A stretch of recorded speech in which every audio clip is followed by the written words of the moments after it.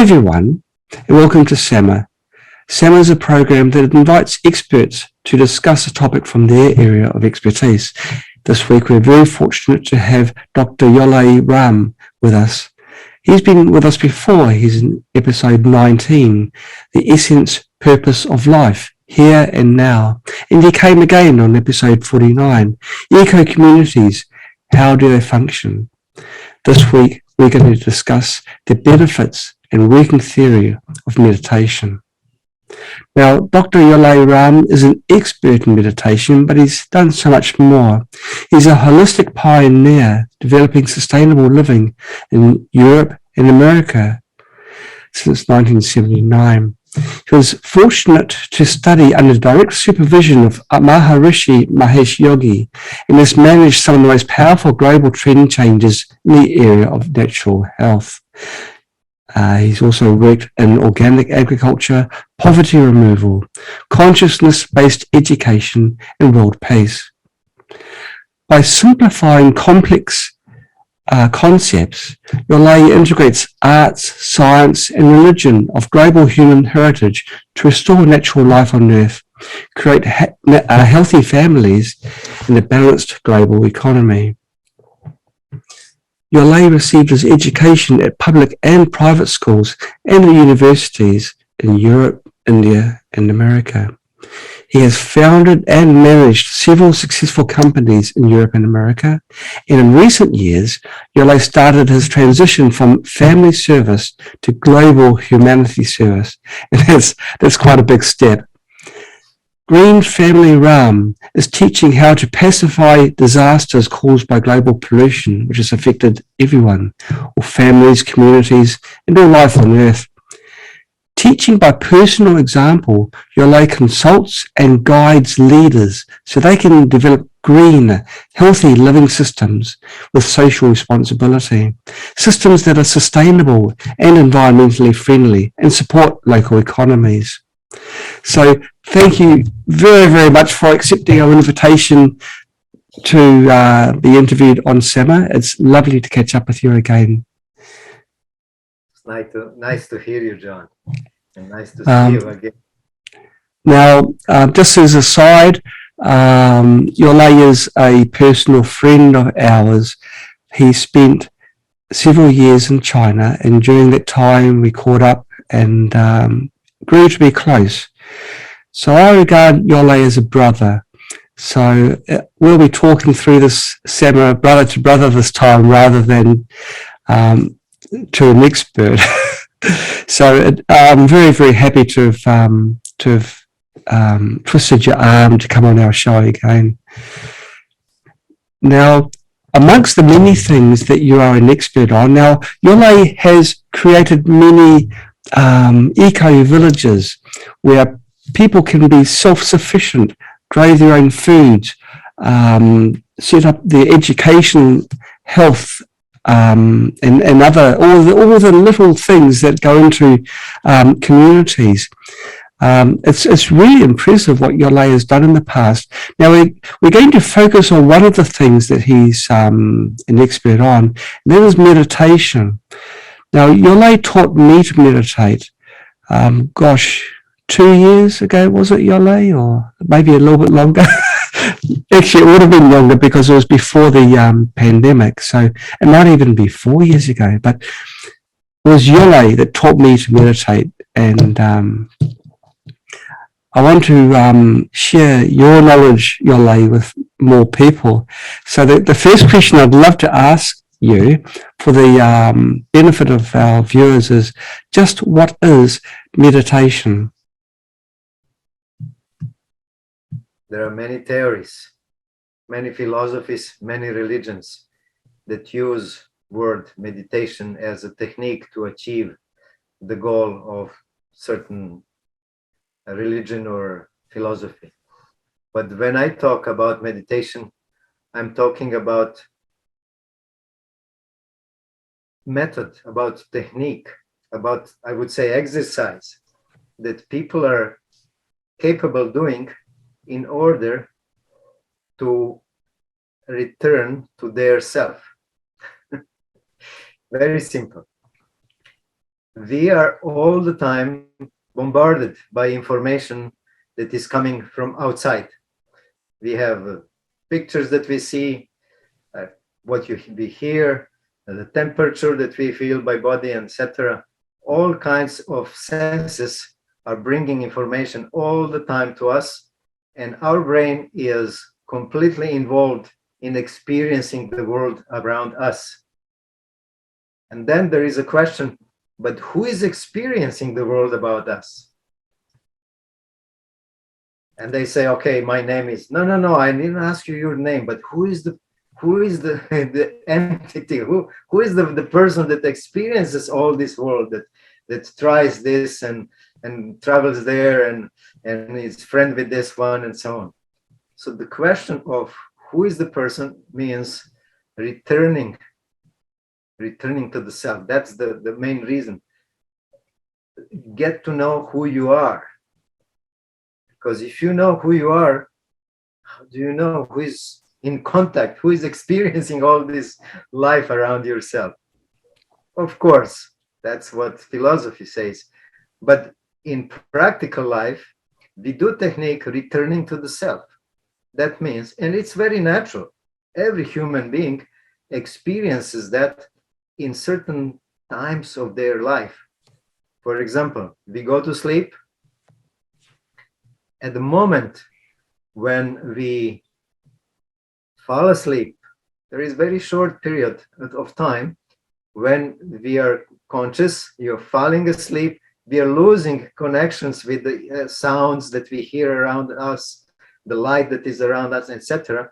And we are not yet in the dream. So that little period when we are still awake, we are not sleeping, not dreaming, but we are not awake completely. So that little period, it's called peak experience or fourth state of consciousness. That actually our self is without outside impressions by our senses. So then we are experiencing who we really are. And that's very short here and there that we experience from time to time. So now we have the techniques that we have to stay in a zone or be in the flow in sports or in art or scientists. They're coming into that, I will say, field when they lose themselves to the senses, but they completely experience the space and the energies, and they start performing better than in any other situation, because their full inner potential starts blowing out. That's being in the zone when you cannot stop that sports is or something. So what we are doing through meditation is actually returning to the self, to who we really are, and drawing from that inner potential power and intelligence outside. That's the difference between successful people and unsuccessful people. Wow. I mean, in full range, if you want to say. Yes. Dr. Maslow, or he was president of American Associations of Psychologists. He was researching genius people, and difference between genius people who have succeeded in their art, in their science, in their business, in whatever field of the life. Mm. The only difference between those people who are high successful or self-actualized and the people who are not, he said, is the quantity of time that they are experiencing that they call it peak. He called it peak experience, peak human experience. This is the top that human being can experience. And that's what I said, that little period when we fall a dream, we are returning to self. Our consciousness is not covered by impressions. It is like a white screen on a computer or in a cinema. We all the time have projection, and we are experiencing what is coming, what is going, and events. But behind all these events that are impressed on the screen, there is white screen, peaceful, nothing is happening there. And this is our inner self. So to that inner self that is actually pure consciousness or reservoir of consciousness, we are returning. And now in different techniques, in different philosophies, we give different name to that side, that experience. Like samadhi in Hindi, satori in Zen, nirvana in Buddhism, Holy Spirit, experience of Holy Spirit in many Christian religions, or some native Indian religions also, they talk about Holy Spirit and union with Holy Spirit. So that's the same thing, scientifically looking at, when we do research and find neurophysiological changes in those different systems, like Buddhist monk, for example, and somebody who is doing meditation, like Indian meditation for many years, and somebody who is in Christian or Islamic deep meditation, we find out that those people who have advanced in their practice, no matter what philosophy or religion are, they have same neurophysiological changes. Breathing level, plasma cortisol in the blood, AG coherence in different areas of the brain, frontal, left, back, etc.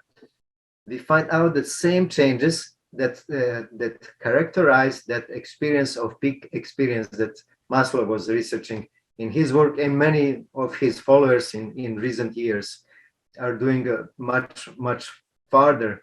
I mean, researching in the difference between successful people and those who are not. It was very much introduced into business and leadership theories because we wanted to know how to create better leaders that are more competent of leading big companies with big responsibilities of millions and millions and billions of dollars. So that kind of person with a lot of responsibility has to have very strong inner mental psychic abilities. Psychic, not seeing but being capable of carrying a lot of stress of the company, because this is the business environment. Therefore, we studied that a lot. What makes people stronger? What makes them sensitive to this thing or that thing, etc. How we can improve the weaknesses that they have. So this is why we have studied a lot of that, and we find out that peak experience is the only experience that is really important to human being to improve their inner potentials or increase their inner potentials. And techniques that are doing that are called meditations. And now we have many different kinds of meditations, of course.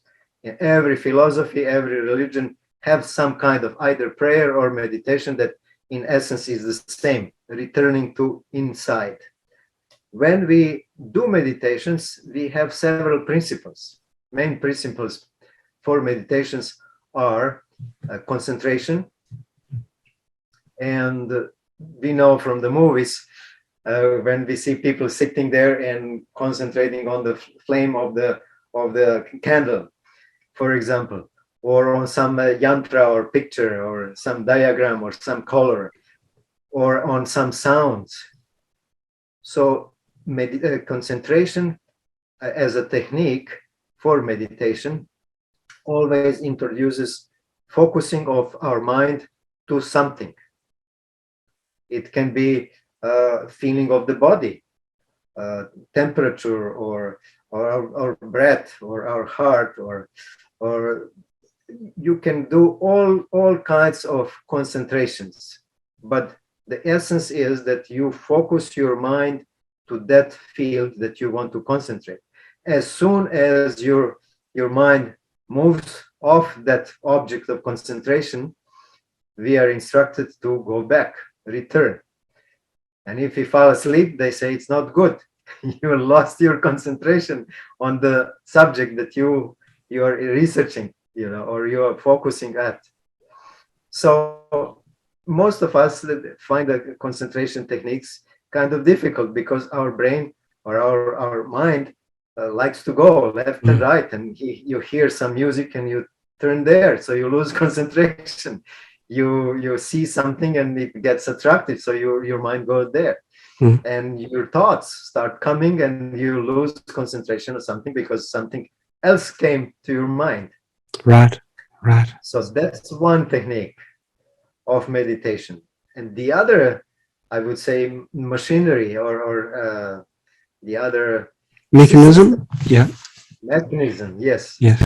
reminding me of English. The other Oh, mechanism well, between us, we'll do good.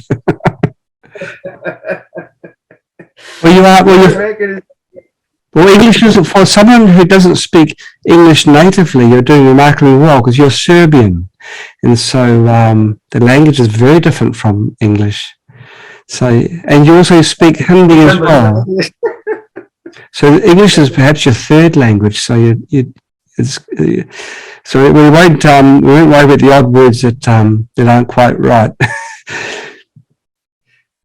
I'm not practicing much English lately, so that's why I'm having to remember a little bit. Yes. Yes. So, a mechanism of meditation is contemplation. Contemplation means thinking, contemplating about something. So you think, but you have a starting point. So you start from an idea. For example, in Buddhism, very often they would say, meditate about an elephant, for example. Or in Zen, they say, meditate about the clap of one hand, not the two hands, because this is obvious, but meditate about the clap of one hand, for example. Or in Christian system, we can say meditate about life of Jesus and similar things.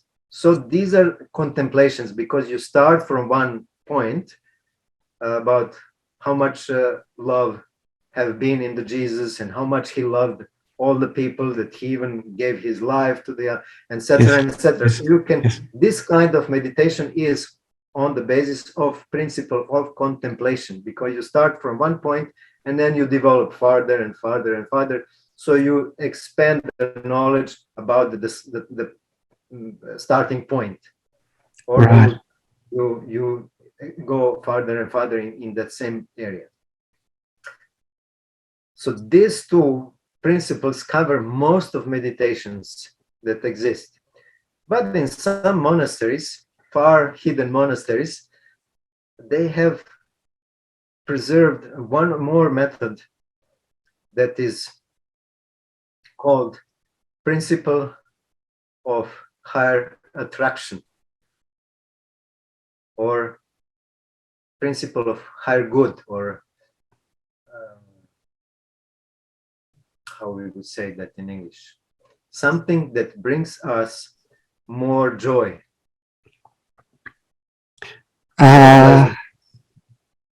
Okay. I can't think of a single word that could mean that.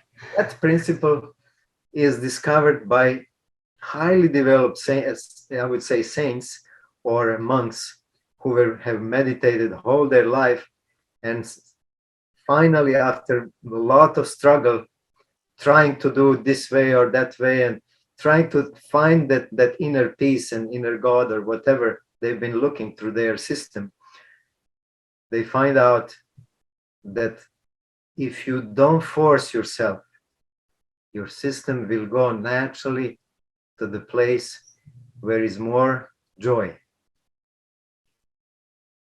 Through concentration, we focus ourselves, we force ourselves to concentrate.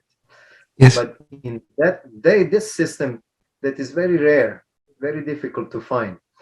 Some people in the past have been tested for years to get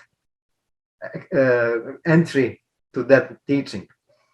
These days we still have it open, fortunately, because some good people have given to us to get it, because this is the time when we have chance to advance much faster.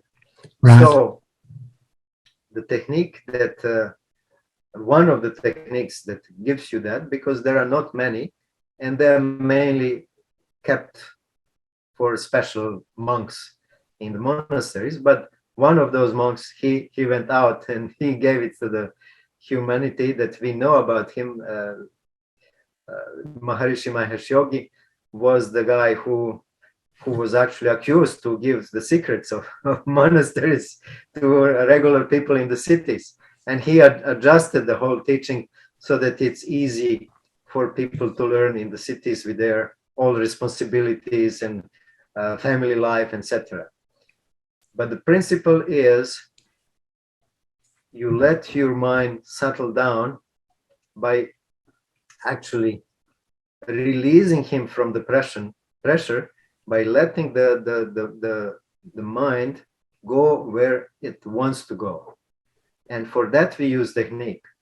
And that technique is actually a sound technique. Even we can use all six senses. We can use any of our senses to get in ourselves. Actually, that's a mechanism that any sense can do that. To taste, for example, some people Right. that like to taste food, and they can improve that system so deep that they can, we say, transcend. What transcend the senses of receiving the information, and what we come to the is our inner self that is beyond all senses, that I call it white screen. And when you, and this is the essence of all meditations. That's what we say, now I experience myself. But when I go deep into myself, I find out it's nothing else than Holy Spirit. That means that's what we call God. Or in science, we say all the laws of nature. Or even if we go deeper in the science, then we find unified field, actually quantum field, that is actually field of all energy and intelligence. So that's the reality of our existence, that from one side we have God, from the other side we have science, on the third side we have art. But the essence of all these things is when you go deep, deep, deep, deep inside, is myself.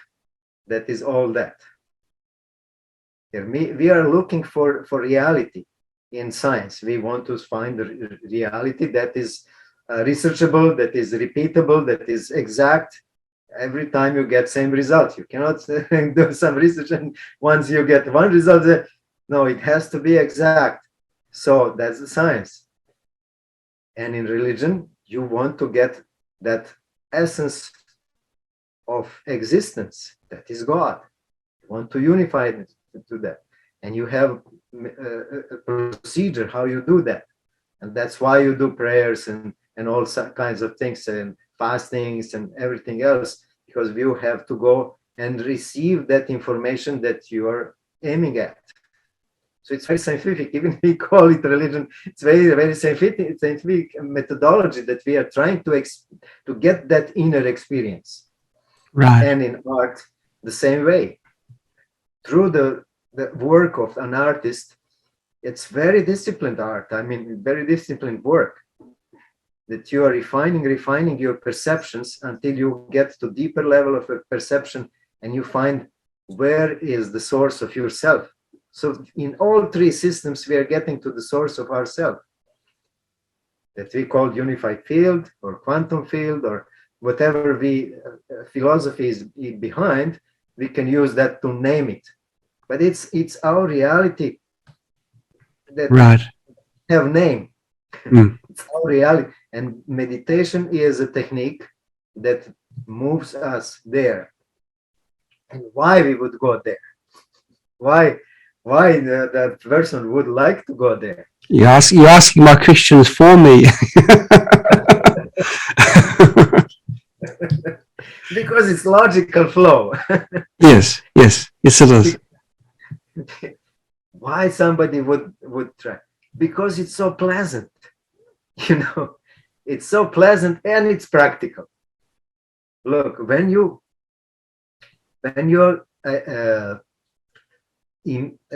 experiencing your deeper states of your consciousness. Deeper states of consciousness are states with more energy, with more orderliness. Deeper states of reality. Right. Of, like molecular, atomic, subatomic, going deeper and deeper to the fields of energies. That's actually the field of quantum field is nothing else. That's also a scientific, what you call it, discovery.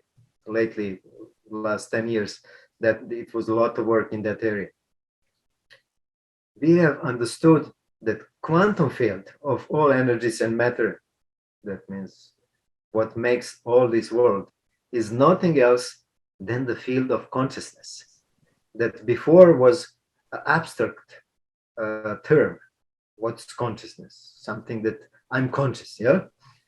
But when we start probing scientifically into that and measuring functionings of our brain, changes in our blood and physiology, everything, then we find out that expanded states of consciousness are nothing else than increased plasticity of our nervous system that is very measurable. There are a number of components that are measurable in the system that show what is the level of plasticity of our nervous system. Plasticity means how much energy we spend in order to move one idea or one thought or one piece of information from one side to the other side, or from the brain to the heart, or to the legs to move, etc.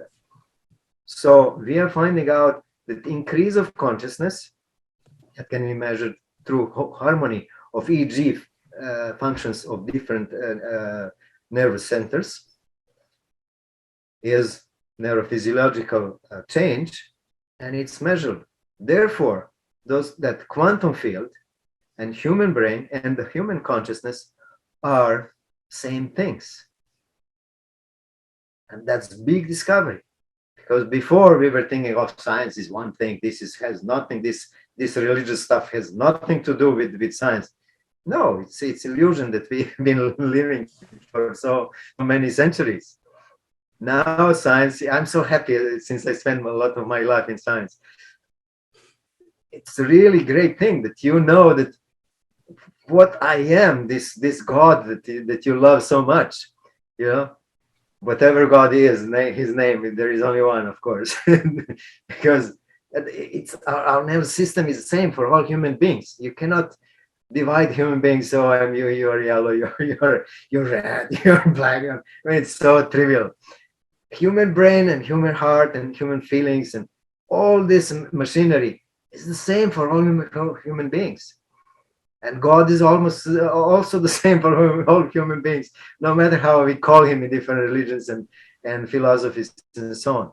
And the meditation is basically the process of returning to the self, to the God, to the essence of your real life, to the essence of reality.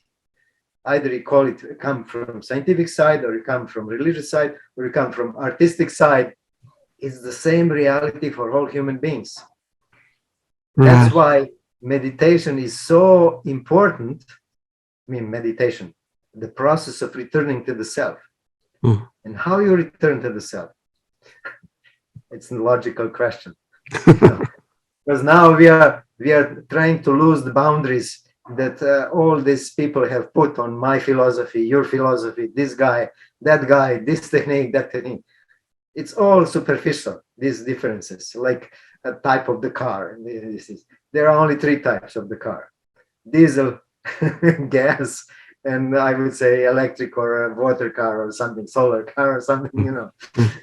So these are the 3. This is why I said there are concentrations, contemplations, and principle of higher, what you call it, good, or higher pleasantness, or right, higher joy. Okay. And our brain, human brain, is designed that way. It's natural, it's God-given, whatever you would say. It's designed that way, that spontaneously goes to the field of more, that gives him more pleasantness, more joy. So if we use that principle to go to the God, it's very easy. There is no struggle, no pushing, no, trying to do it and losing. And so we use the sound usually in our transcendental meditation, because I know that one, and to me that meditation brought all the results. That's what I can do, that I can talk about. That can't talk about other meditations that I'm not experience with, but this one I know that works for me very well, and for most of other people. And you use the sound, we call it in Hindi mantra, but it's basically frequency that is life supporting. You know, it's different than cell phones, that is life damaging or brain damaging. That means we find the frequency that is life supporting, that brings good to us. And we know in Spooky we use this kind of frequencies a lot that are good for human beings to grow, to regenerate. So we use good frequency, that is sound, that we can produce in our brain. And that sound actually doesn't have a meaning. Why it doesn't have meaning? Because meaning will keep us on the top of our thinking level. But we want actually to go deep inside where the intellect is not. Therefore, that sound doesn't have meaning. And then that sound keep us awake, so we don't fall asleep during meditation most of the time. Keep us awake, but at the same time, our consciousness settles down more and more. So that way, we are experiencing finer and finer levels of reality, or our thoughts, in this case. That means of sound, finer and finer levels of sound. We are going deeper and deeper in deeper levels of our universe, actually, of our creation. And that means refining the consciousness that is perceiving that. And in one moment, we transcend. Transcendent means go beyond. We get out of the field of senses. There is no perception anymore. And we experience our source, from where we are coming. Nirvana, Satori, Samadhi, bliss, Holy Spirit, no matter how we call it. The terminology that we use to name it, it's not important. The essence is important. That means that frequency that we vibrate at that moment. And the great thing is that we can measure that now. Mm. Because when I was young, we had hours of discussions with my friends in college. And as much he says this way, I say this way, and nobody can say who is right, because there was no way to measure at that time. We didn't know, didn't have instruments. But now we can measure that when you really go down, something is happening, and body has completely new neurophysiological functioning that is unique for that state when you are experiencing peak experience, or you are in the zone, or you are in the flow. These are just terms, but that's when you are in union with Holy Spirit and when you are in Samadhi. It's measurable, and that experience that we have in different religions or philosophies is the same, those who have experienced that. So that's why I'm really so happy with science that can prove and break all these boundaries that people were making artificially. My religion is better, or my philosophy is better, you are this way, I'm that way. It's really superficial. Those people who really experience the self and the Holy Spirit, or whatever we call that, doesn't matter how we call it. When we experience that, our source, we start understanding everybody else in any other religion or philosophy, and we feel like brothers. So that means people with experience cannot say anything bad about other groups who are doing their own work, because it's so deep inside. It's like, people who are talking much about apple, they never tried apple, but they know everything about apple. They read so many books about minerals and vitamins, and they are good for this, and they are causing this kind of things and that kind of thing, so on. But they never tried it. So that means if you don't try apple, you cannot satisfy your hunger. If you only read about apple. So these are like many people who are in different philosophies or religions. that have never experienced Holy Spirit or never transcended, never got into samadhi, never got into satori, or never got into nirvana, but they have so much knowledge. It's nice to have knowledge, yeah, but There is a gap. it's not possible to satisfy your inner thirst. If you don't drink that cup of water, you might have all knowledge about that, but you didn't satisfy your thirst. So that's why at the moment when you transcend, when you get into your source from where everything comes, quantum field, that's it. It's unmanifest field, it's virtual field of our energy intelligence, from where sprouts anything. So that's why we can create anything from that field. And that's the practice compared to theory. So there are scientists who are talking about theory, but they have never got into the practice of it. The same thing is in the art, and the same thing in the science. So what we are talking is the technique that brings you to that field of source, that really changes your neurophysiology, because it's not important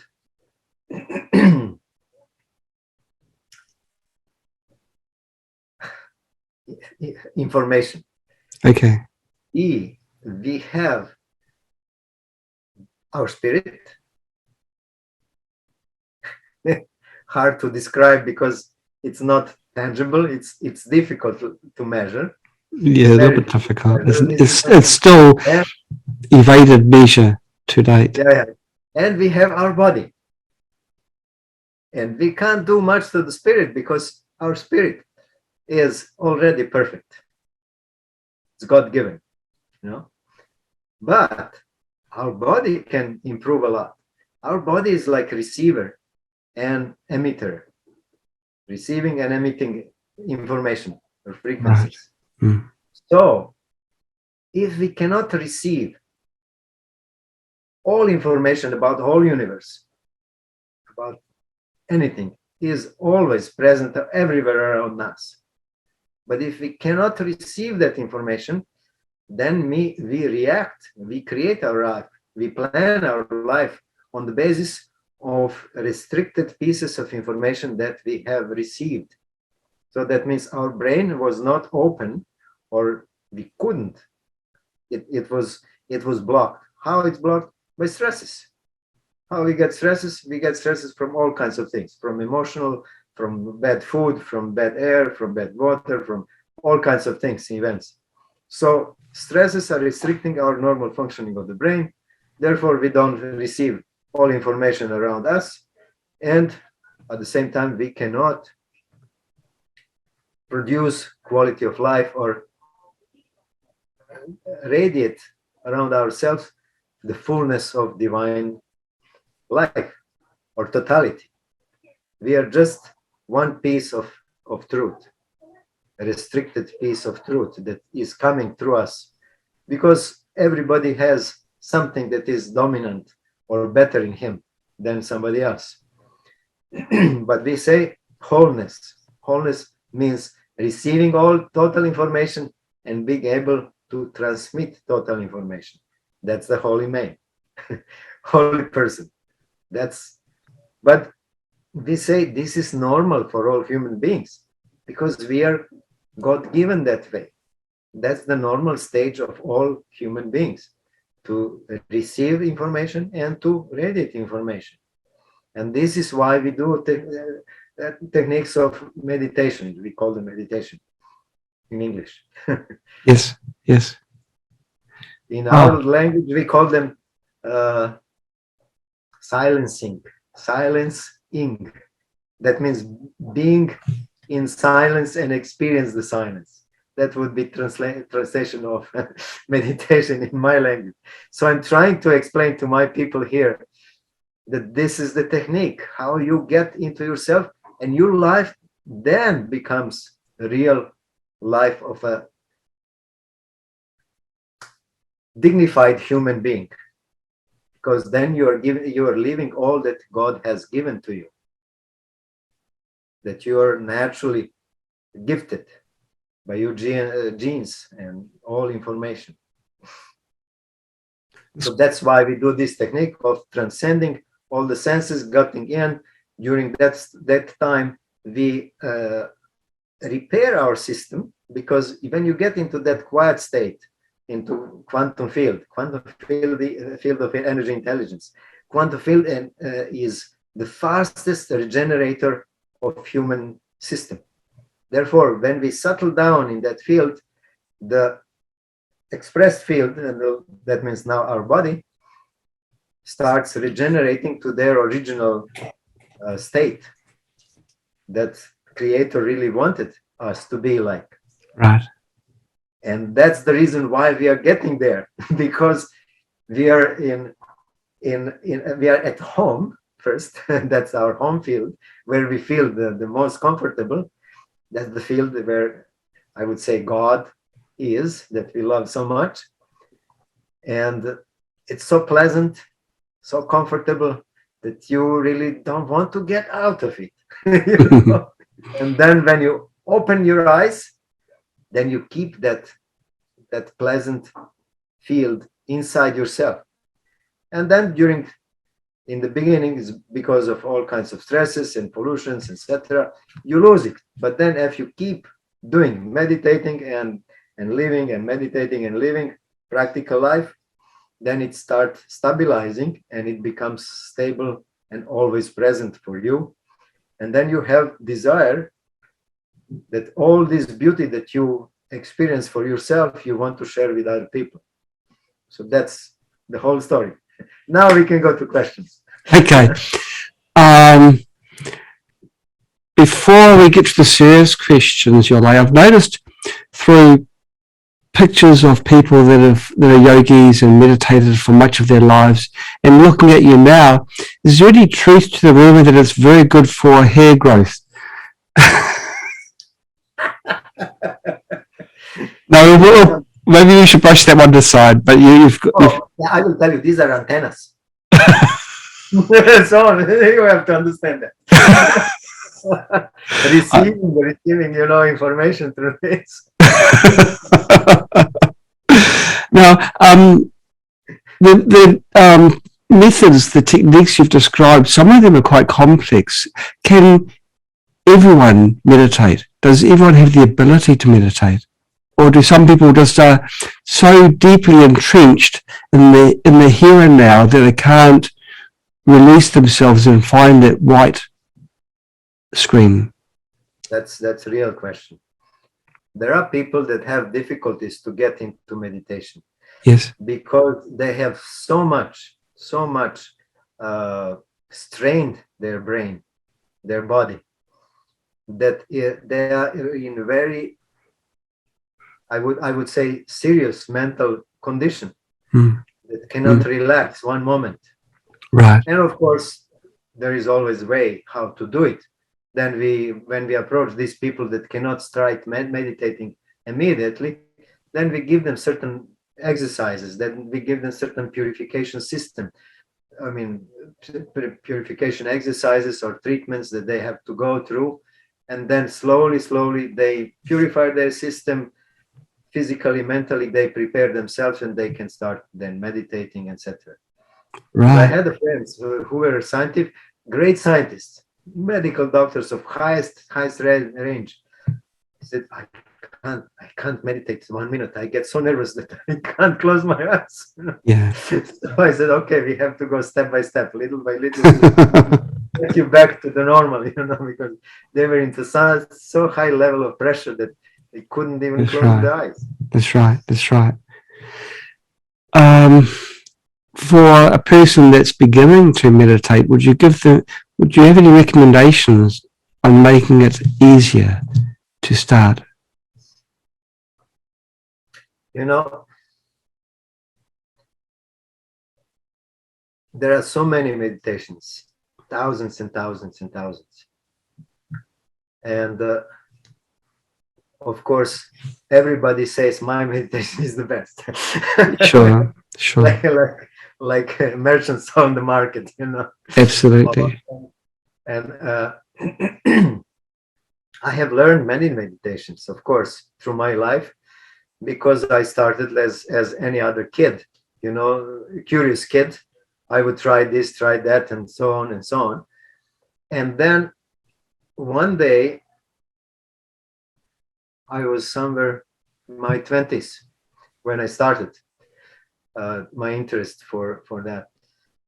One day, I went to high mountain, and I went far, far from any humans. So I said, now I want to see which meditation is best for me, because I was curious kid, you know.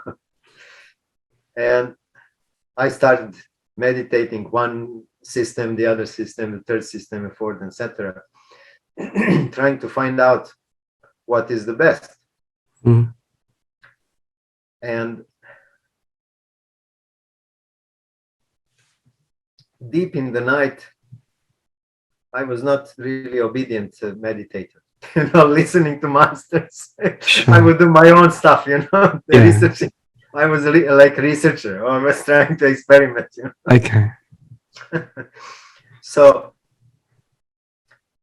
I had all kinds of, I shouldn't go deep into experiences because they are kind of strange, you know, but in one moment I found out which meditation gives me the best result. So then I said, okay, that's it. This is what I'm going to do. So that for me, it was transcendental meditation, and it gave me the results that I wanted. And for the rest of the life, I focused my knowledge and all my efforts developing actually myself through that transcendental meditation. And transcendental meditation is different than other meditations because it has different principle.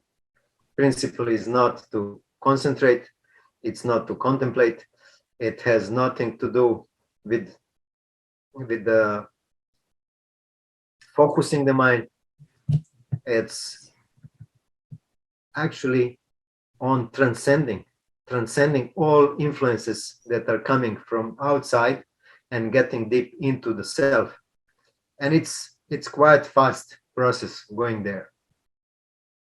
So for me it worked, and I got the best result with that, and I kept that meditation for the rest of my life, and I'm happy I did. Because it really gave me all the answers that I needed for myself. And for other people, they do their own way. I mean, they choose what they feel that is best. And I think that's actually the best approach. You try one thing, try the other thing, try the third thing, etc. And then you find out what is the best for you, what gives you the best results, or what gives you the results you want. Because that's your stage of your consciousness that will command you to feel one way in with one or the other and the third and fourth, etc. Therefore, I believe that every human being chooses meditate, or not only meditation, but technique that he's doing according to his own level of needs. That means I need this, so I do that. And in one point of life, you start feeling that you are on plateau. You have gained everything that you needed with this technique. Then naturally you start feeling, oh, maybe I should do something else. Let me start looking for it. And this is normal human development. So we have to be natural about that, because many people take it religiously. Oh, only this and nothing else. And, you know, no, you just be normal human being. You know, you just experience something, and when you get to the plateau with one thing, then it's, if you're honest to yourself, you say, okay, this is what I'm getting. I don't go further with this, and I want more. So you start looking how I can go further. And then you look for some other technique that can give you deeper experience. So for myself, the technique that I got with my 20s, you know, and tried many years to experience deeper and deeper levels, I got all that I needed, and I couldn't go farther, you know. So finally I was satisfied with that, because all my dreams that I had about enlightenment and what I need to get from this life. I got it, and I said, okay, that's fine. So, but it's different for different people. Therefore, I don't want to say, oh, you have to do this or you have to do that. I'm scientist, and as scientist, I do experiments. So Right. I try one thing, and then I get results. And then if I'm not satisfied with those results, then I try searching further. And that's what I can recommend, because that's what I did. Everybody can do according to his own experience. How long does it take to learn how to meditate? Is it something which takes years, months, weeks? It's so difficult to talk about meditation because there are thousands and hundreds of thousands of meditations, and they're all different. Right. As I said, we have meditations who are based on the principle of concentration, concentrating your mind to something. There are hundreds and thousands of this kind of meditations when we concentrate our mind to something. Then there are many hundreds of thousands of meditation when we do contemplation. So that means we are not focusing, but we start from one point, and when we develop further with that principle. There are also a lot of meditations that have that as a basic principle. And I didn't find many meditations that do use principle of transcending. That means transcending all the experiences and then focusing on one, getting beyond relative experiencing to that transcendental field of existence. There are not many such meditations. That's why I learned from my master, and I was fortunate to get straight to that master, so I didn't have to research through many of them. I did somewhat in my young age, really young age. From my 8th year, I started looking for, and then when I was somewhere about 12 years, I became more serious about my spiritual search, started trying all kinds of things, and I was 20 about 20, when I would say, run into my master, that I really said, oh, this is it. Because I didn't have a question that I didn't get answered that satisfied me. So then I said, okay, that's it. And so it's a difficult question to say. There are so many principles and so many meditations, but you can put them only in 3 groups. One group is that means concentrating to something. This is the method of meditation. Right. Many meditations that are based on principle of concentrating your mind to something. It can be a mantra, it can be a sound, it can be a color, it can be many feeling, many different things, but principle is concentrating you, focusing your mind to something. So there are many such meditations. Then you have principle of contemplating. That means starting from one point and developing further. And there are hundreds and thousands, many thousands of this kind of meditations or techniques through the history, through different nations. And each meditation, no matter what principle, gives you some results, some. But what we want, we are usually meditating on in order to liberate ourselves. Liberate means get beyond the restrictions of material and developing your full inner potential, human potential. And that means going beyond many experiences, many levels that are restricting us to function on certain level.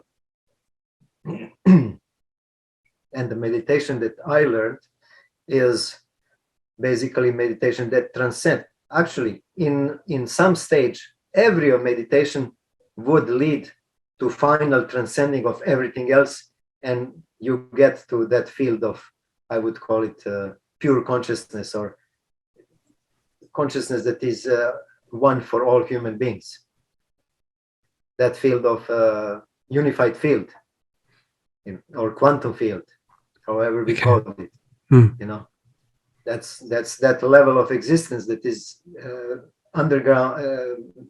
underlying experience for all human beings. And then through different systems of meditations, we can get to it, but in some cases easier, some cases more difficult. Right. But those people who are really, really persistent, no matter how they come, you see, like a mountain. You have mountain, and one side is very, very steep. One is more, flat. The other side is like that, and so. So these are different types of systems how to develop your inner potentials, or how to get to the God, or how to get to full development of your human potential. These are all terms that are expressing the same thing. So you have different sides of the mountain. Some sides of the mountain are very steep, very difficult. Some are easy, but you have long trip there, etc. So this is how it works. So no matter which way you come, somebody will get easier and easier, but a longer time. And some things are, some paths to reality are more steep, more difficult, but are faster, and so on and so on. Anyway, whichever path people choose, they will always gain something. And then after some time, if they are honest to themselves, they will say, okay, I've got the plateau, now I need something else. And they start searching for another technique or method that can give them the next step and the next next level of experience. Right. And so on. This is how we human beings, we go ahead. So the technique that I learned is the technique that gave me everything that I looked for. Okay, so let's focus on the one that you now use. It's the same technique that you taught me. Do you remember what the question was? The question was, how long does it take to learn to meditate? So if we just focused on your technique. So through different techniques, you can spend different time, but this one you can earn in 4 days. 4 days. In 4 days you can learn it. Okay. You get first day you learn the technique itself. Yes. And then you go home and practice. Yes. Then you come next day to the teacher, and then teacher gives you a next portion of food or knowledge. So that means, okay, you learn the technique, but there are these obstacles, and there are these mistakes and that mistakes. So we find out what is the mistake that you may have, and we make clear how you do it correctly. Yes. And then you go home and meditate again. And then next day you come, and then we go the step further, and we say, okay, today you will understand actually really how this functions, and we go deeper into neurophysiology and what is happening during meditation, and how you deal with all these different experiences, so you understand really the whole mechanism of meditation. Okay. So it becomes completely clear to you how it functions, what is beyond religion, beyond philosophy, what is the real mechanism, how it really functions on physiological level. What is, I call it scientific, but I would rather like to say what is the reality of event that is happening in you. Just put philosophy, put religion aside, put all this aside, just go to the real facts. Okay, I do this, this happens. You do this, this happens. So this is what you learn in second day when you start learning meditation. Yes. And then the last day, we go again and understand, okay, I started meditating, I have seen this, this, and this. Let us see where you are going to go. Yes. And then we have a vision of the future. So that means we make the whole picture very clear. So basically, you learn the whole path 4 days. from Okay. within 4 days. You Yes. see the path Yes. that is going to last years, but you know what is the way, where you go, and why you go. And that's the whole process of meditation. Basically, you learn it in few words. It doesn't take a long to learn, really, but we try to make really clear, so we add more knowledge so that you can understand and satisfy your intellect, who wants to know what in this case, what in that case, what if I see this, what if I see that, etc. So during this 3-4 days of learning meditation, we go through all kinds of possible experiences that are coming now and that will come in the future. So you feel completely intellectually satisfied. You know what you are going to do if this happens, what you do in this happens, and so on and so on. So then we call it complete course. Within 3 days, you are capable to do yourself. Yes. Your practice. Yes. You don't need anybody else. Or if you want to ask your teacher something, then you call him and ask him, and that's fine too. Sure. You Sure. don't depend on the teacher. It's good that you have your teacher somewhere nearby, because then you satisfy your intellect. And if you have some question, you ask, and he says, "Oh, this is how it works," and you say, "Oh, great," and you go ahead. But you really don't need a teacher. You are free. You are a free man. You know. Yes. Yes. Yes. Like many religions, they try to make somebody who is on top and somebody who is down. In our system of meditation, you don't need that. We basically give you knowledge, give you technique, and you practice this technique like bodybuilding. You learn how you develop your muscles, and you keep doing that. You know, and after a few months, your muscles are growing. You know? So that's with meditation, the same thing. If you have a technique to go deep inside and release your stresses and develop more of your brain functioning, because I said we are using very small percentage of our brain potential. You slowly start developing your brain potential, actually not developing, but using more of what you really have. And that's the main reason of meditation, to use more of what we have. Yes. Yes. We are God given. We have everything that human being can have. I went through your meditation course. Yole, you came to my home and you taught myself and Echo how to meditate. Now, your system requires you to meditate for 20 minutes.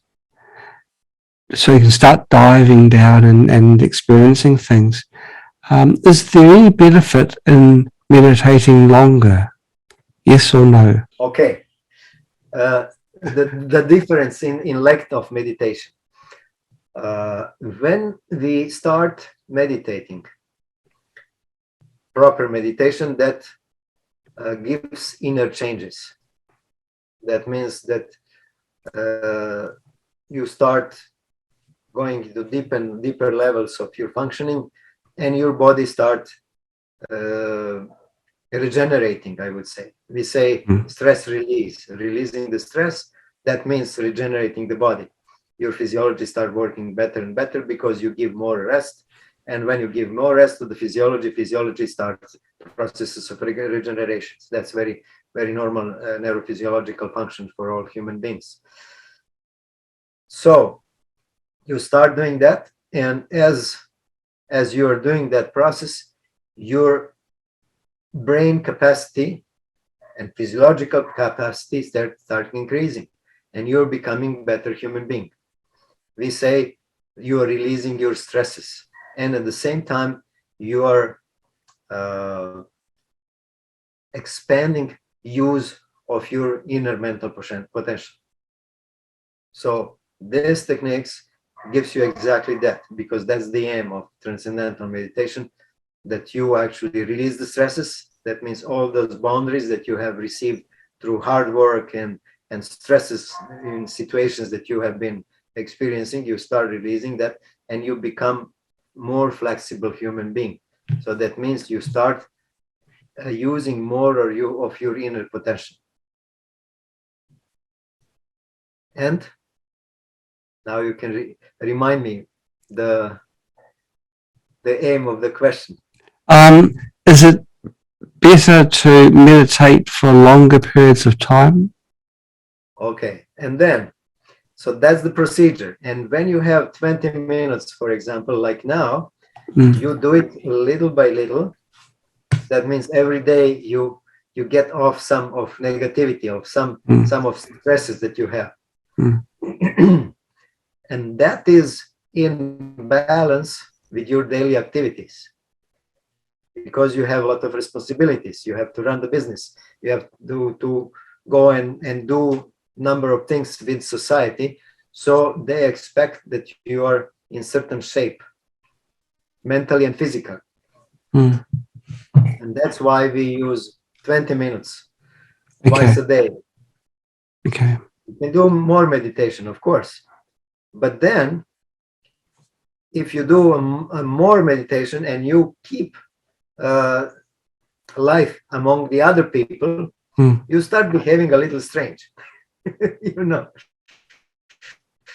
because more meditation, your brain starts changing very fast, and then you are not really good for social interactions, because there are many models of psychological changes that are happening fast in your brain, and you're not so socially acceptable, I would say. You start behaving start having experiences that do not so well fit to those so-called normal people. Even they are not really normal, they are you know, just a socially acceptable level. So when you start doing more meditations, you need to have certain environment that is suitable for more meditations. And that's why we organize courses when we do more meditations a day, but then we are not in business. Then we are in one relaxing atmosphere, where we have certain food that is good for physiology, when we have timing, how much we meditate, how much we exercise we do. So we balance our inner experiences and our inner neurophysiological changes, so that we don't look too strange, because these are neurophysiological changes. You are basically burning the stresses and changing your functioning of neurophysiology. New synaptic connections are made. These are physiological change that is happening. Therefore, you need more relaxing atmosphere. Yes. You cannot do business and run here and there and go really deep in. This is why those people, sages of the past, were going in the mountain and looking for the cave, so that they can really focus on it. And when they go through those inner changes, they don't disturb anybody, or nobody can disturb them. That's the reason why when we are in the normal life, we do 2 times a day, 20 minutes or so. When we go to meditate more, then we make conditions that are suitable for more meditations. Okay. And we usually do it through certain courses. You come for 1 week and meditate all the day or a few times a day, etc. And then we have environment that is suitable for more meditations. And then you go through those changes much faster, but you are protected at that time. You are not in contact with business and this and that, but you are in quiet atmosphere. Your body and neurophysiology can change and easily adapt to those changes. Right. So you're talking about, well, I've experienced a 3-day retreat, meditation retreat, where basically you don't talk and you spend pretty much your waking hours meditating. It was hard, but it was an experience, and one that I was grateful for. I guess that's what you're alluding to, what you're suggesting. Yeah. It's an environment which is very quiet, very serene. It was mountainside, so there's no traffic noise, certainly no conversation. And I guess this is what you're talking about here. Yeah, when we create these conditions for meditation, for more meditations, for deeper meditations, then we really make it so that neurophysiological changes that are happening with more meditation can settle really nicely down in our physiology. Right. That's why we restrict all kinds of disturbances that are usually in normal life. Right. It's very logical. Very logical. That's why we go to cave. I mean, in older times, people Yes. were going to the caves to protect themselves from disturbances. Is there an optimum time to do these meditations during the day? So if we in our system, that I would say our system, meditation, transcendental meditation system, we recommend 20 to 30 minutes sessions a day, 2 times a day. And that is good enough that we keep our mind still sharp and practical. Yes. We can do our businesses and everything else and still benefit our inner being and our inner transformation. And when we go to retreats, then we cut off all disturbances from the side, but then we meditate many hours a day. And then the inner transformation is faster, but we have all conditions that can support this transformation. Okay. So for an everyday person, when is the best time for them to meditate? Would you suggest morning and then evening, both times at home? This is traditional thing. Okay. Traditional is, with sunset, sunrise. Yes. And sunset. Okay. So these are usually good times for meditation. We can do either before sunrise. It depends how agile is the person. If he has already enough energy, so he can get up before sunrise and start meditating, that's really good time to meditate. You go really deep. Not many disturbances are around. And second one is about sunset. So these are, I would say, physiologically the best times for meditation. But of course, people can do according to their responsibilities, their job. When you come back home, you have to relax a little bit from difficult, working hours and responsibilities. You get shower and then you sit and meditate, then you get dinner, etc. And also in the morning, before we start anything else, it's good to meditate. So it depends from the person to person when they get up and when they start working, but it's good to meditate before breakfast, etc. Okay. So you prepare yourself for your day. Great. I've asked you one question before. The question was, can everyone meditate? I'd like to rephrase that question because I don't know whether every dark corner was illuminated. Are there any people that truly cannot meditate? I'm thinking about people that have got bad backs or some sort of neurological disease, illness of some form, or young children. Is there truly any case where a person cannot meditate? So we teach kids meditation. They have their own children meditation. Yes. At the time when they become capable understanding what you are saying, it can be between 3 to 5 years. Usually that's early age when kids can, it depends. It's not the same for every kid, but usually between 3 and 5, it's the earliest that kid can start meditation. Okay. In general. Okay. And that is meditation for children. That is not really, I would say, restrictive meditation. I understand. Kids can go around and play, etc. But they do their children meditation. Okay. But are there any people that truly cannot meditate? Or perhaps shouldn't meditate? If their back is sore, they can't sit down for any period of time straight because their back... It is sad. If you can have at least one thought, normal thought, you can meditate. If you can have a thought, you can meditate. So that means the person has to be somewhat conscious. They cannot be completely unconscious obviously. Right. So that's the only requirement that is needed to start meditating. So that means that you can have a thought, that you can be capable of thinking. Then you can meditate. Because Okay. meditations are specifically transcendental meditation. That means I would call it source meditation, meditation that brings you back to your source. Right. That meditation doesn't require any effort, Okay. any effort.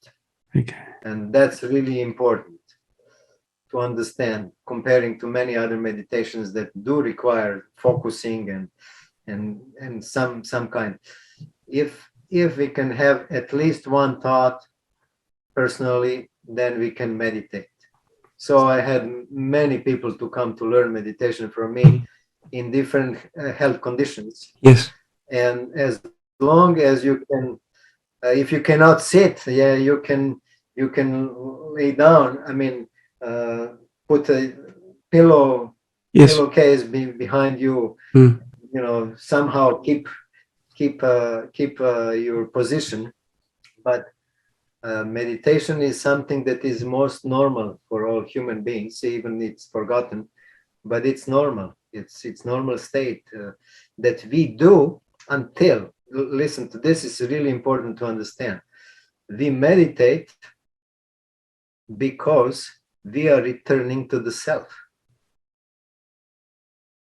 to our real self, because we are all the time outside. We always think about something, do something, communicate, and we are always in the process with something. In meditation, we are returning to the self. Yes. Just because we are not established in ourself, because our mind is always somewhere else, focused on something.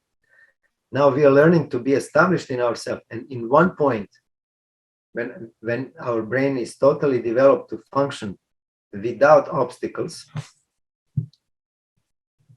then we don't need to meditate anymore. Meditation is a technique that brings us back to ourselves. But when we establish ourselves, then we don't need to meditate anymore because we have achieved the goal. We are always present. Okay. We are always here in ourselves. We are living total mental potential. Yes. Therefore, there is nothing more to do. You don't need to meditate. You fulfill. This is like when you are thirsty. You drink until you are thirsty. When you're not thirsty, there is no need to drink anymore. You're completely even inside. You're fine, complete. That's the purpose of meditation. Okay. Bring you back to yourself. When you are in yourself, you don't need to do it again. When you are established, of course. So the question of who can't do meditation, the answer would be no one can't. Only unconscious persons. Only This unconscious is people. the case that the body is alive, but person is unconscious.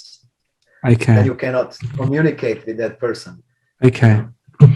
But as long as person can communicate, then we can. And even if person is really bad state, that is very nervous and very difficult mental case, then we start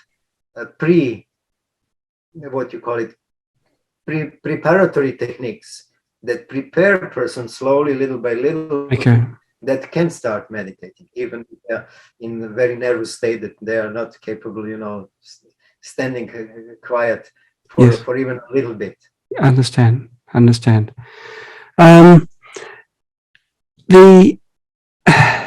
Just keeping the answers brief. How was meditation discovered?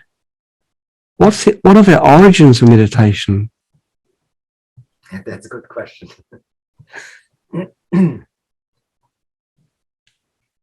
I think that meditation has been discovered at the point when human beings have lost their wholeness. Wholeness means a whole.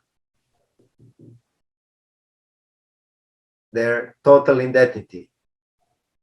And in biblical terms, when they got out of Adam, of heaven, where they've been living with God. It was total communion with God, total flow, easy, natural flow. Mhm. When they get out of that state, I mean, symbolically talking, Yes. they become conscious of all kinds of problems. Mm. They didn't have holistic heavenly state. They got out of heavenly state. That means the connection between human being and universal intelligence or the God was broken. At Okay. that time, we got need to connect back to our source. Yes. Either call it God or unified field or whatever we want to call Mm. it. Mm. We got need to connect to our source, to that wholeness that human being is. And then the meditation got its place. That means we close our eyes and try to get back to ourselves, to who we really are, to connect back to our source. Either we call it God or whatever we call it, that doesn't matter. Okay. So that's the beginning of meditation, and I don't know historically where to put it, but Okay. you know, when people are in the heaven, they don't need to meditate; they are already connected with God. I mean, you know, Right. that biblical term. So that means as soon as we lose connection with our source, then we need to start practicing meditation or some technique to get it back. Um, the meditation techniques usually require you to go to a quiet location. But what if you're living in the heart of New York City in an apartment, a small apartment which has got road noise outside and pedestrian noise and noise of people that are flatting with you? There's just zero quiet space to go to. Can you still meditate? Every time I teach meditation, I have to cover this point.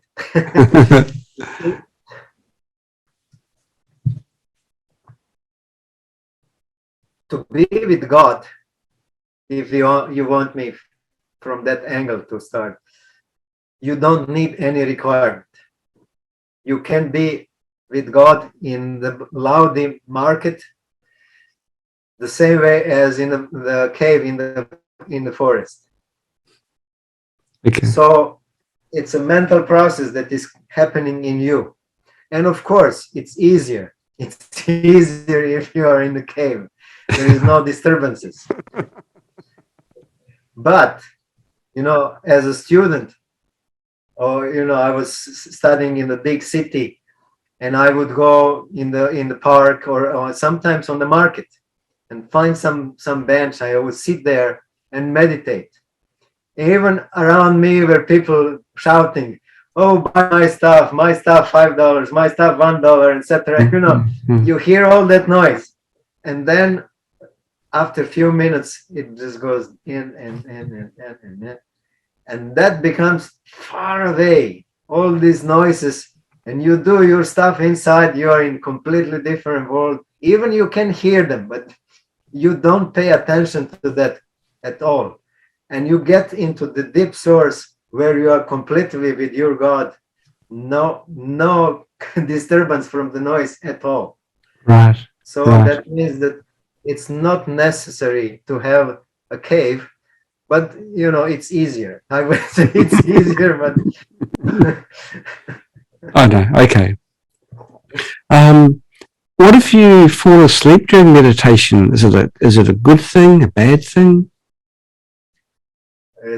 very often when I teach courses, I am giving that example, you know, how in Zen meditations, not to say anything bad, but I remember that in the movie, you know, the student just falls down and the teacher behind that, you know. And it happens in real life too. Well, you know. Wakes him up, you know. But we say in our TM meditation, that is different, definitely. We say if you feel need to sleep, you just sleep. Because it's a neurophysiological need. And it's not for nothing. It's for reason, because there is some tiredness in your system. You have to regenerate something, and then your body falls asleep, and you just allow it. You Okay. have to be very normal, very what you call it, accepting to your physiological needs, because it's you, it's God given. Whatever you would like to determine, define it, it's need that Mm. you have to pay attention to it. And if you are tired, you rest. And when you get rest, then you meditate. And if you get tired again, I mean, you just have to follow your neurophysiology, because it's very normal process for human being to be tired if you have something that you have to release from your body, Right. because neurophysiological changes are happening the best in the sleep. But when you go deep in meditation, it's even faster. And that's why we leave our body to command the process of meditation, because body knows the best. We have really intelligent system, because divine is in us, but we spoil it by forcing it to be our way. Our way, that means I have to work, I have this, I have to finish this. No, no, no, rest, no food, you have to do this. Yes. So we are experts to disturb divine system that is really divine, beautiful. Right. So what you're saying is don't fight what your body, where your body wants to go. If you do find yourself falling asleep, then it's a natural process. Is that how would you agree with that statement? Exactly, we follow the nature. Mm, mm, mm. Follow the nature. So what are the differences between Zen sleep and falling asleep during meditation? Are there any differences? I couldn't understand between Zen sleep. sleep in Zen, Yes. Zen meditation. Yes. Yeah. Zen. There's a Zen sleep where if you are meditating and then you fall asleep, you effectively meditate while you're sleeping. Aha, aha. We say, in our system that meditation uh, is natural process, and if during that process body needs to sleep, we allow it. Okay. That means if you feel strong inner need, so Mm. that you need to fall asleep, you let it happen. You don't force against it. And Okay. when your body gets rest, you wake up and then you continue. And then you have more energy to go deeper in your meditation. Okay. That's the whole thing of naturalness. That Yes. means not fighting against natural need, because your body is tired. Why you would force the tired body to do work if you're tired? You're tired, you let body rest and then you continue. Now you've mentioned before how there's thousands of different types of meditation. Just focusing on the type of meditation that you use and the methods that you apply. Is it okay if you have a lot of thoughts during meditation, distractive thoughts? And if Yeah. not, what can you do about it? Everything that happens in human life has a reason. There is absolutely not even one smallest quantum frequency, quantum shake in the universe that is with no reason. Everything has reason. Everything is energy, and energy has intelligence. So that means there is always reason for anything that happens in the universe, the same way that anything that happens in us during any time in your life. Even during meditation, there is a reason why something happens. And if you need to fall asleep, you let it happen. You don't fight against the nature. Right. It's not natural. In our Okay. system of meditation, we Yes. always let nature work. So that means you're tired, rest. You're thirsty, drink. You Yes. know? And that way you nourish your inner intelligence. And this is how you slowly advance. Okay. Okay. You don't So, force yourself to do something if your system doesn't accept it easily. okay. Forcing is not natural. Divine Okay. forces are called divine because they are full of love. They support everything. They don't do harsh anything. They don't say you must. Right. Right. Nice answer. Nice answer. Some people, while they meditate and they get deeper into the meditation, sometimes they have visions of things, or they feel that their bodies are floating, or there's a separation between their mind and their bodies. What does this all mean? During meditation, we can get all kinds of experiences. Yes. In different meditations, you get different experiences, of course. It depends what kind of method you're using. Yes. But in general, all experiences during meditation are experiences of our neurophysiology. That means something that is happening within us. Either that these are past experiences or neurophysiological changes that are happening. So in our meditation, in TM meditation, we just allow all experiences to happen. We don't try to force any experience to have something, like we don't try to have light, or we don't try to be peaceful. We don't try not to have thoughts, because thoughts are processes that are neurophysiological chemical processes, electrochemical processes. They have their reason. It's scientific fact, that thoughts are not coming for no reason. Thoughts are coming because something is happening in our body, neurophysiology of the body. Some little electricity, some little chemical changes are happening. That's what produces different kind of thoughts.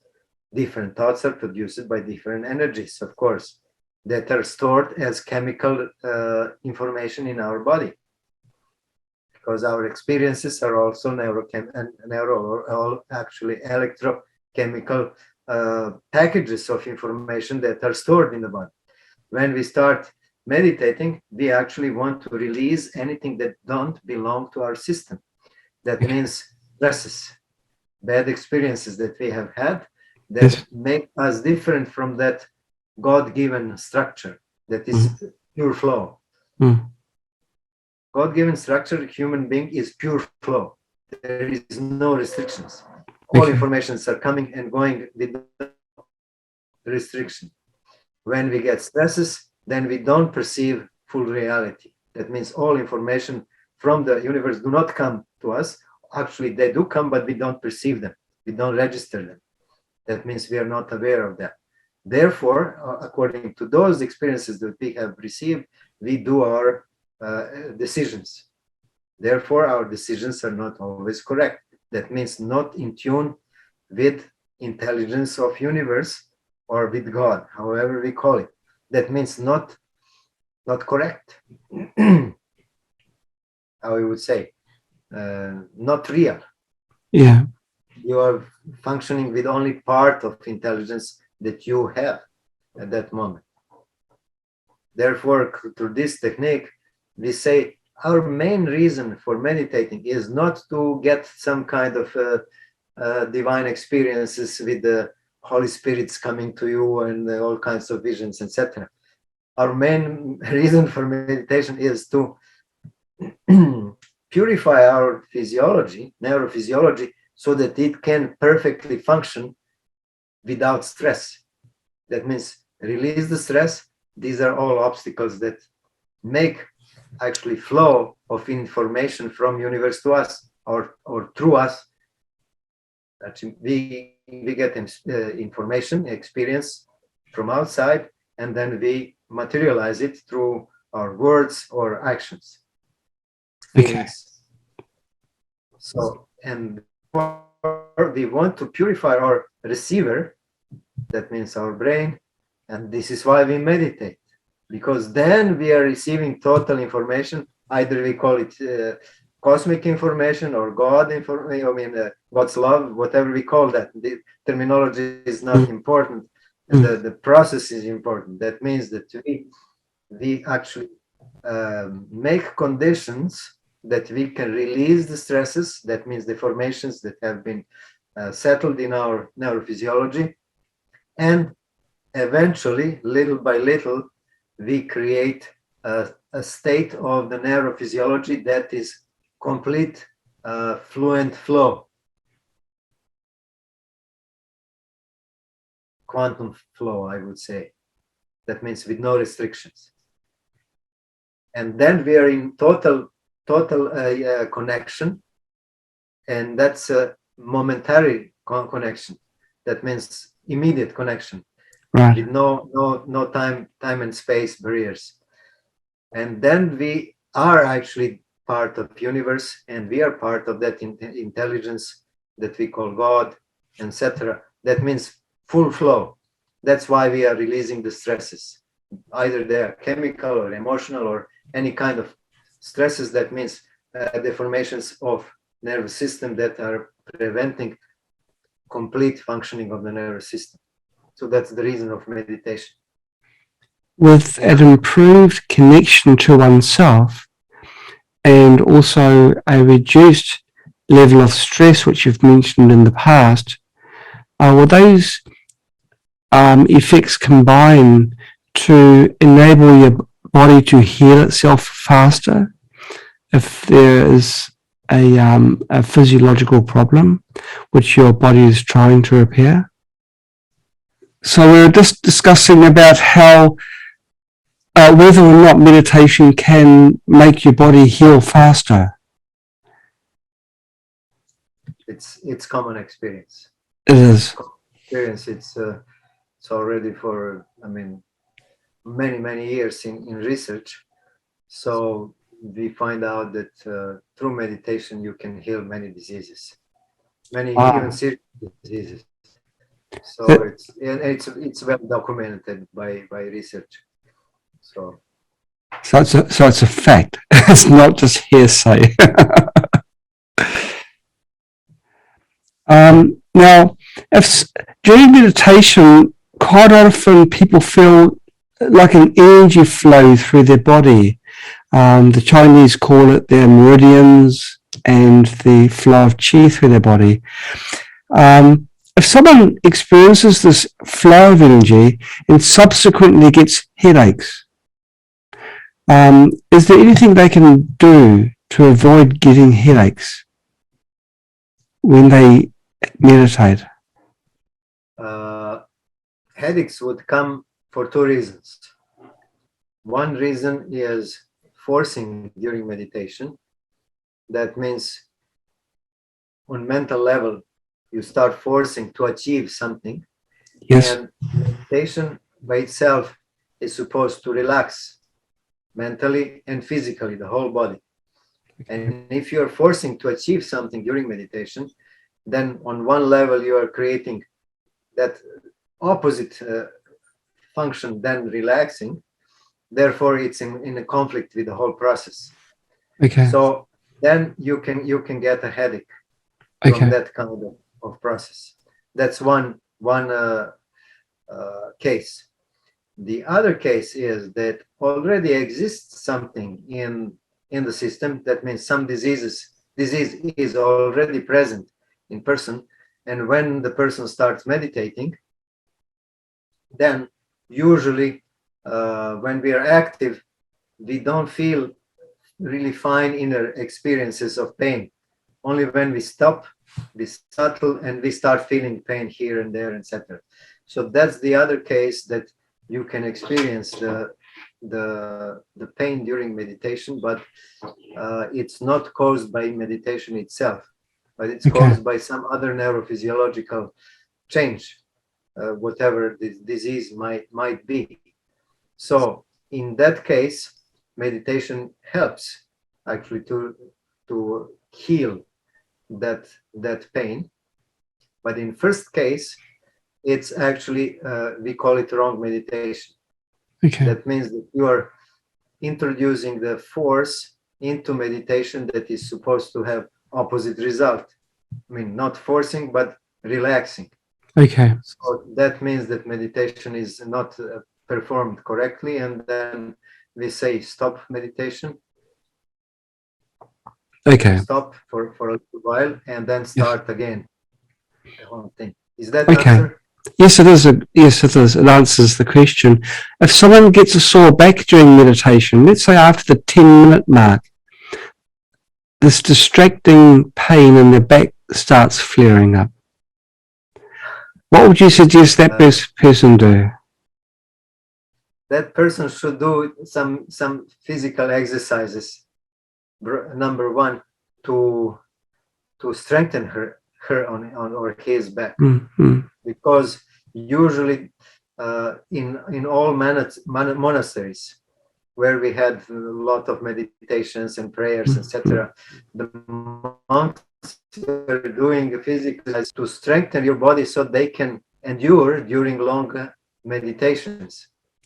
The body has to carry, position for some time, and Okay. if you feel pain in the back or some specific location, that means that you have some problem there, and you have to strengthen it. Yeah. So we recommend exercises for that, and if continues, then we have to see what kind of problem is causing that kind of Right. problem. Okay. And I believe I've just got one more question to ask you. Quite often when people meditate, they get the light bulb light up above their head. An idea comes to them. And okay, the question is not where the idea comes from, because it can be from a number of places. But are these ideas generally good ideas? Are they generally better than ideas one gets while they're busy in their day-to-day life? What I'm really asking is, should we pay attention to these ideas that are gifted to us during meditation? Aha. You see, meditation in real sense of meditation, that means when you are really releasing inner stresses, and when you're making your body healthier, that means you're making a lot of neurophysiological changes in your body through effective meditation. That means that whatever experiences comes during meditation, you don't pay attention to it. The reason is very simple, because all impressions, all visions that we have during meditation are caused by some neurophysiological changes, and they do not have a real deep philosophical meaning, except that something is neutralizing your body, something is balancing, getting back into a real position, etc., releasing some of inner stresses that have been accumulated, who knows at what time, in what period of life and what situation. Therefore, we do not pay much attention to those, because this is endless. We have so many stresses accumulated from this life, that it's like a library of all kinds of experiences that are going to happen to us.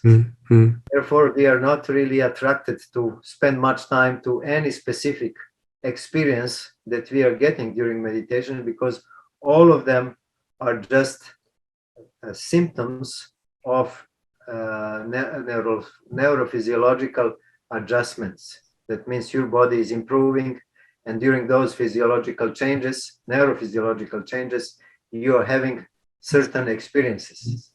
Those experiences can be pleasant, can be unpleasant. In both cases, we don't care, because we are fixing our neurophysiology. That means neurophysiological changes are happening, and we are just experiencing it. And it may happen during one meditation or 10 or 50. Doesn't matter. It depends how deep the stress or damage to the body was. Right. And that's what makes the experience experienced longer time, or in many meditations, or just in few, or like that. So higher stress creates a longer experience of that event. So it keeps repeating in many meditations. And through meditation, it removes the burden of the stresses and rebalances you, so you can become more creative. Is this what you are alluding to? Okay.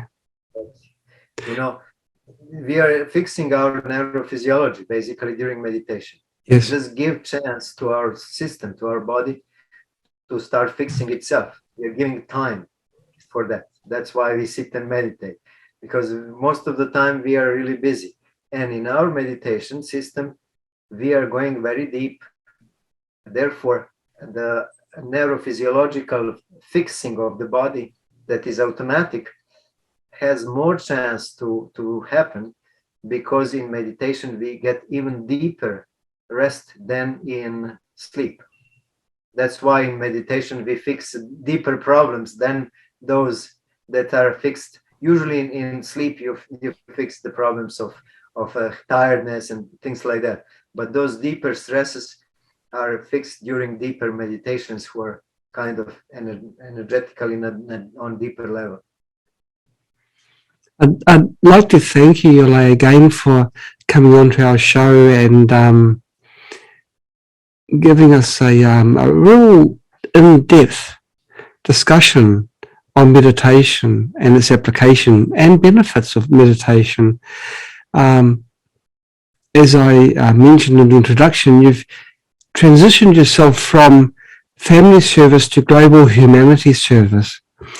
And I'd like to just very briefly talk about your venture now in Serbia, where you've set up a learning environment for teaching teachers, different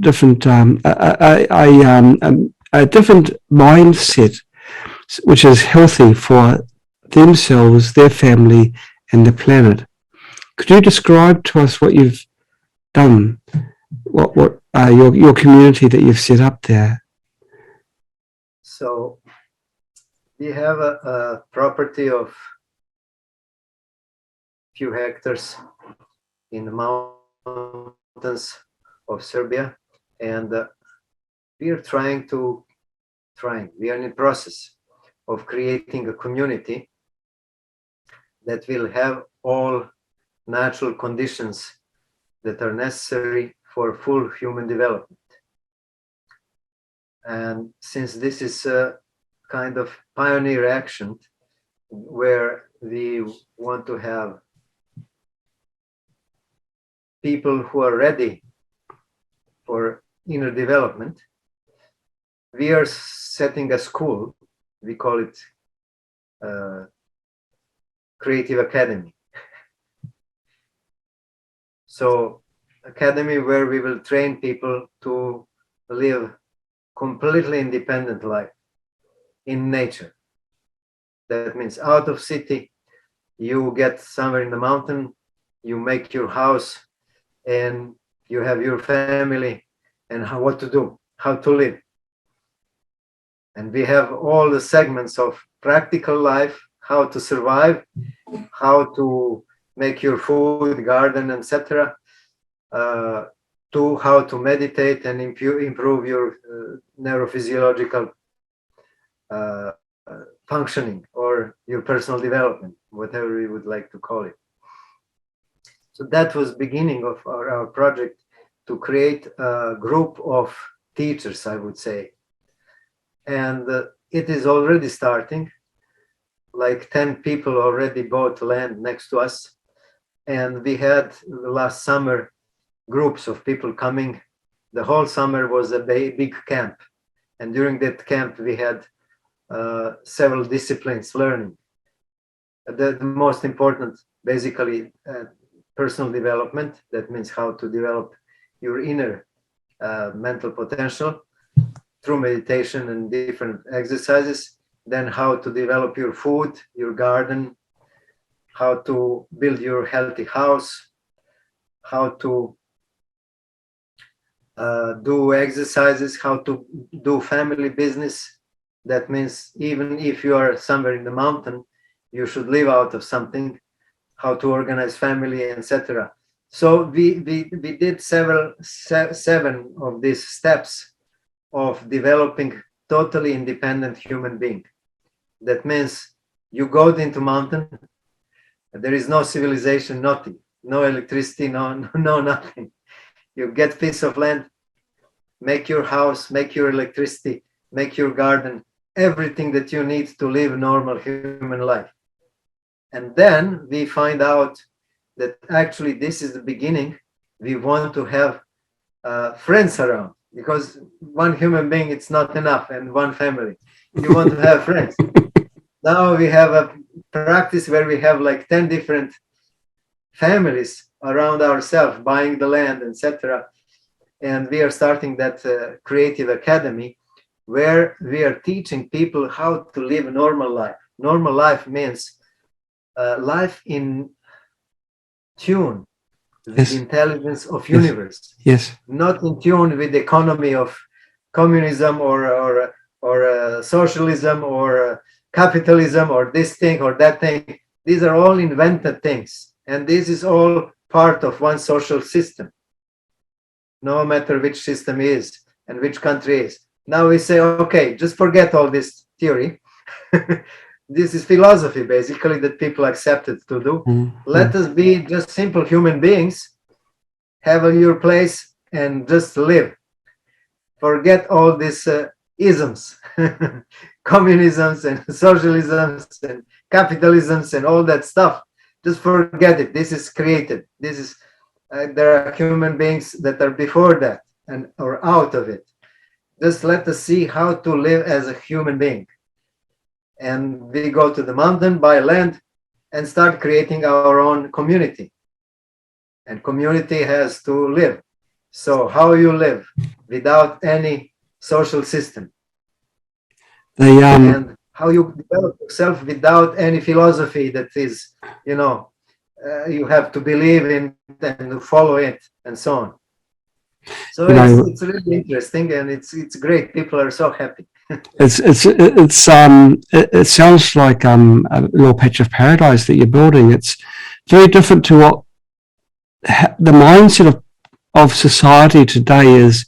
Go to school, get your training, so you can work, get your education, and the education is geared towards a job. So for your entire life, you're working hard to support your family, as one does, and get a house, and if they're lucky, and then get old and then expire. But the picture you're painting now is an alternative to that, where you are working for yourself and you become self-sufficient and not fighting against or consuming nature. You're actually working with nature and not ruining our surroundings for our future generations. Now, this would have a tremendous appeal to a lot of people watching this video now, and they're going to be asking in the comments section below, how can we comment that lovely Yole Raam and learn more? So maybe you can tell them how they can contact you or contact your society and learn. This summer whole summer will be a big camp. That means people will come for 10 days, 15 days, as much time they can afford. They will come, and we will keep doing different camps about agriculture, about meditation, about yoga, about healthy living, about building the houses, about healing the self, etc.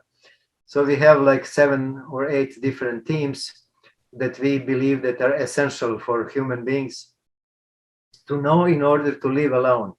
Alone means in the mountain. Yes. Just Yes. come to the mountain, buy a piece of land, start your house, what you do. So, and interestingly enough, a lot of people here in Serbia started coming. I have already 10 people bought land next to us around, and many people asking, oh, when I can come and so on. So this summer we will have camp again, and basically we teach people how to start living their own life. That means not living for somebody's economy or somebody's political system or this or that. Live for yourself, who you are, what you want from this life. You have kids, you have family. What you want for them? What your kids? Is that to go to be employee of a bank or something? If it is your job, your highest dream, then go and do it. Your higher dream. Some other people come and say, no, I have higher dreams than that. Yes. Anybody's employee. I want to be my own employee. So we had a lot of kids and families, and older and younger people are coming, and they are just completely transformed with these few weeks that they stay there. Because, I just bought land there, and it was not really well built up. It was still in the level of ruins, We just repaired one house, and everything else was completely, old and demolished. And people came there into this kind of environment. They had the best experiences in their life. They say, oh, I didn't see anything that was not good. Old house and all this and that. They just saw the knowledge and the experience that they can have their own life to be really free. Right. That was the highest experience they have had. And this year already they are asking, oh, can we come, when we can come, etc. So I'm creating a camp. Will start somewhere from beginning of May, and it will last until it is good weather. So the groups will come and go and come and go and come and go. And everybody gets some answer to their own questions, to their own life, how they can get out of their troubles.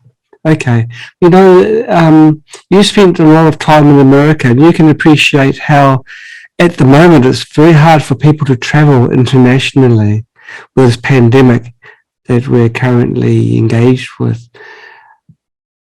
Do you have any courses online that can help people? I didn't start courses online, but maybe that's a good idea. We can make one. Well, I'll tell you what, Yole, we will put is it okay if I put your email at the bottom of this video so people can know how, or an email to contact you, so people, if they do want to learn more, they can request information from you, and if enough people contact you, then perhaps you could have an online training course set up. Yeah, we can do that. I've seen what you've done in the past, and you have written instruction manuals for setting up, for example, eco-villages, self-sustained villages, which grow their own produce their own power, energy, and even their own financial system. So that could be something which I would recommend you look into. You've got a natural ability that way. Maybe you're a little bit stretched with the physical running of your existing community. But I would recommend that if you do manage to find time, to maybe look at developing coursework which can be sent online or through correspondence in some way? I'm thinking that we can create created course to go together with the physical course. That means we will start in beginning of May. Yes. We will start a group of people who will come there, and we will Okay. start team by team. You know, like one team will be about meditation, one team will be Okay. about gardening, one team, Okay. and then we will record. We will have theoretical part and we will have practical part when we go Yes. into garden, for example, and we do digging, etc. So I think will be enough people there, so we will record all that stuff. Yes. Yes. And I just have to think now how I can think how I can speak both languages at once. You know, because I will be teaching obviously in Serbian, because most of people are from Serbia. That's right. And I have actually people coming from other countries also, Right. from Europe, etc. So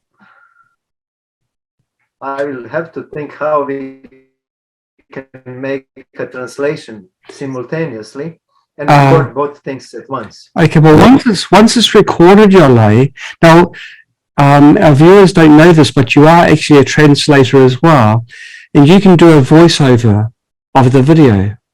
You can play the video and just talk into a microphone as you watch, and explain in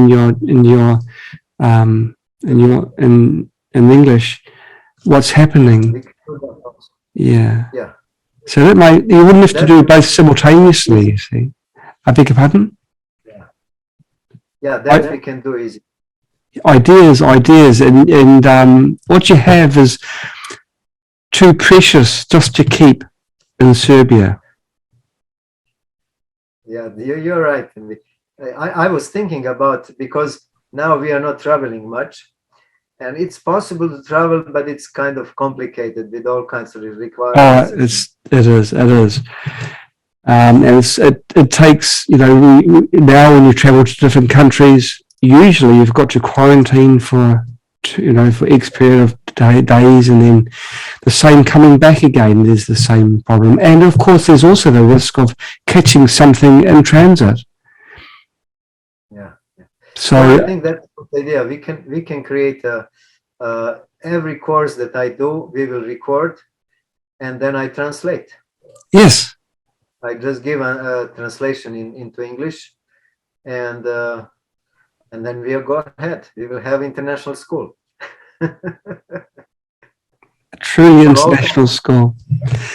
Good. And that way it will empower you to make more of a change globally. And this is what your attention really is now to, global humanity service.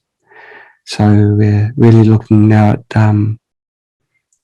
I think you're going to have to bite the bullet and go online. But even if you go one-on-one, or if you do Zoom meetings with people, and there's lots of boxes, and you're there at the top teaching them, there's still the opportunity for you to engage with the people online, one-on-one, if someone's got particular questions. I think it's what you're doing is tremendous, and it needs to go further. And so that is what I strongly suggest you do. Enable people, not just in Serbia, but enable people in other countries to grow with nature, grow with the planet, rather than keep fighting. Yeah. Thank you so much once again, Yole, for your time. Thank you very, very much. Amitofo. Thank you. It's been a learning experience for me too, even though you taught me. Some of the things just reminded me gently of some of the things you taught me in the past, and some of the things you didn't teach me. But of course, we're going to things I've learned subsequent to that. I've learned several types of meditation now. I still like yours. I like how your one, the system that you yourself use, it's like a little parcel of meditation that you can slip in during a busy schedule of a day. 20 minutes isn't much to do. You can do it as soon as you wake up, so it doesn't really interrupt or disturb the normal cycle of life, if there's such a word as normal. And I see benefits in meditating. I see them every day, both with ideas, or probably predominantly ideas that I have. I'm more receptive to ideas now. I'm more open. That's the big change I think I've seen. There's other changes as well, but that's the largest one. And so I do recommend other people to look into meditation. Can people contact you directly? Do you do a meditation course, Yole? Or is this another thing that you'd have to create? I do meditation courses here now, much more than before. Yes, because yes. A lot of people are coming to me, so I do meditation courses. Well, you just need, record one session, one class as they go through the 3 or 4 days of the course, and then get your son to produce the video, and you can then do the voiceover. Perfect. And the documentation that Yole has done in the past has been very high quality indeed. Yole has got the technique of making something which is conceptually complicated easy to understand. He's got that gift, and he's made quite a few documents for us in the past. Yole's a friend, so we give him a nudge in the ribs and, hey, can you help us out here? And he's got that gift of breaking things down into the simplest forms and making things easy to understand. So that's a big opportunity for people to learn how to meditate. So look at the email or contact details which are under this video, and contact Yole and ask him how he can help you in your path to growth. Yeah. You've said a lot of beautiful words today, and it's been a long one, but it's been worthwhile. I know we're both a little bit tired, but the time that we spend now is going to be multiplied by the number of times this video is played, and I'm sure that a lot of people will be very, very interested, and they'd want to learn more. So when you publish the video, Yole, expect a few people to contact you and keep you busy. Thank you once again. It's been a pleasure having you on the Sama, and it's an even greater pleasure to speak to a friend. Okay. Thank you, John. And goodbye, everybody. Keep on passing the love forwards, because love you pass forward is multiplied and bounced back to you and your family and your loved ones. Help people that you love, help people that you don't know. Make a change. Any goodness you do reflects back. Thank you. Bye-bye.